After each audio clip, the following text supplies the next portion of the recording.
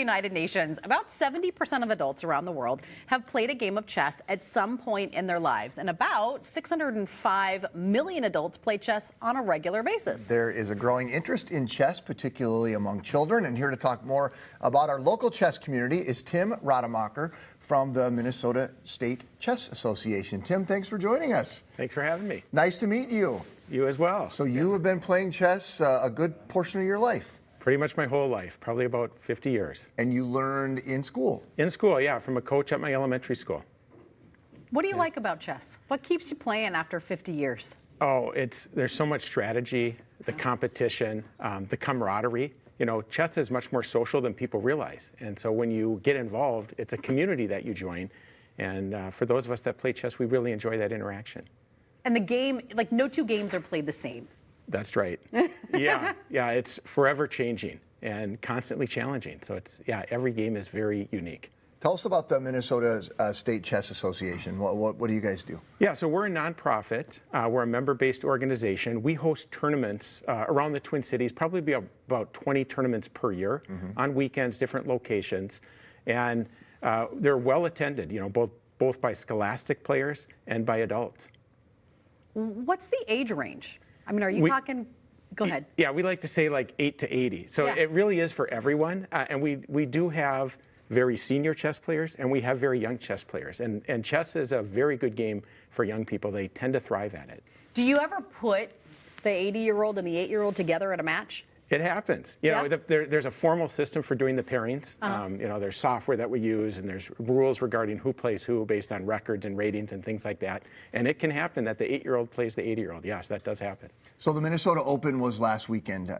Tell us about that. Yeah, so we had a fantastic event. It was in Plymouth. We had 248 players. Wow. And so very well attended. We competed in 5 different sections, and that was the start of our state championship cycle process.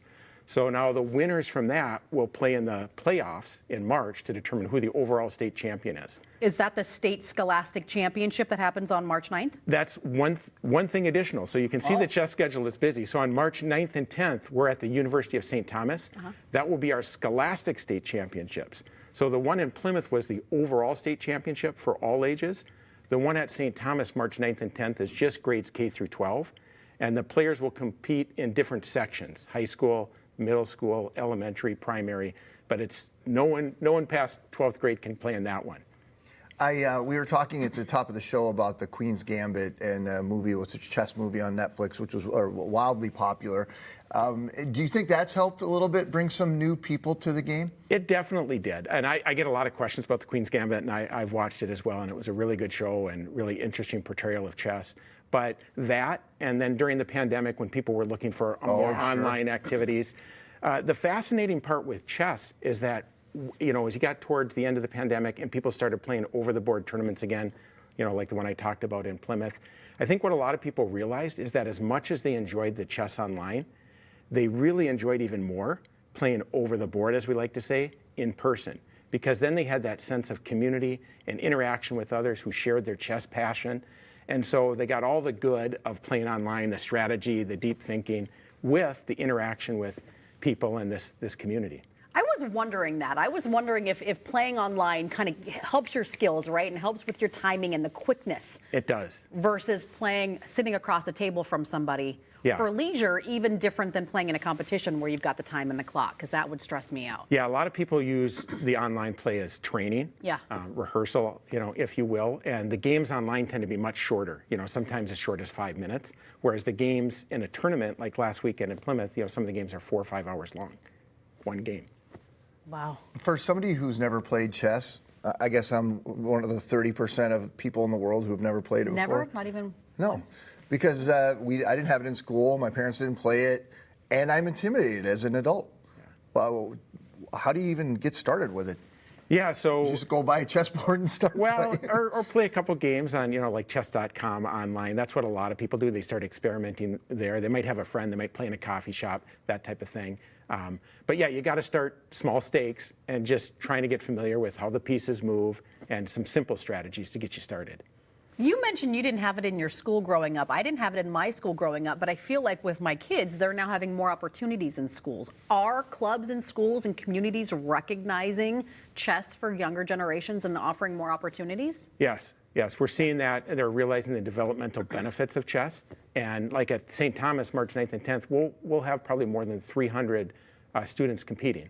And they'll also, it's also a team competition. So if you have more than 4 students from your school, they add up your scores and you can win a team trophy as well. As someone who's played for 50 years, what do you like about watching the kids play today? Energy. Yeah. You know, they're super excited about it. They're really good. They move really quickly because they've been trained online for the most part, and so they can move instantaneously. Different than how you were trained. Yeah, different. For sure. But they're just so excited to be playing. And you know, we're going to have more than 100 trophies at St. Thomas in a couple weeks, and to see them win a trophy and the smile it puts on their face, and you know, their parents are really excited. So it's great. You kind of hear, I've heard the phrase used a lot lately. They're playing checkers while I'm playing chess, right? Yeah. So that implies a certain strategic ability, thinking ahead. It sounds to me like these would be really good things that you would want young people learning, because it's not just about the game of chess. It's if they can apply that to their regular lives. Yeah, absolutely. I always like to say the skills that you develop in chess are very transferable. So I know it benefited me throughout my career. I know it will benefit the young players today. I mean, strategy, decision-making, self-reliance, you know, all these things that you have to, you know, good sportsmanship, fair competition, you know, these things that you develop during chess become really beneficial throughout your life and your career. So you're developing life skills. Yeah. It's always fun when you're beat by a kid, too. It's a little like, okay, put you back down in a spot. You know what I mean? Put you in your place. The first time my kid beat me, I was like, oh. Humbling. It is very humbling. You better get to I think he practicing. beat me at 10.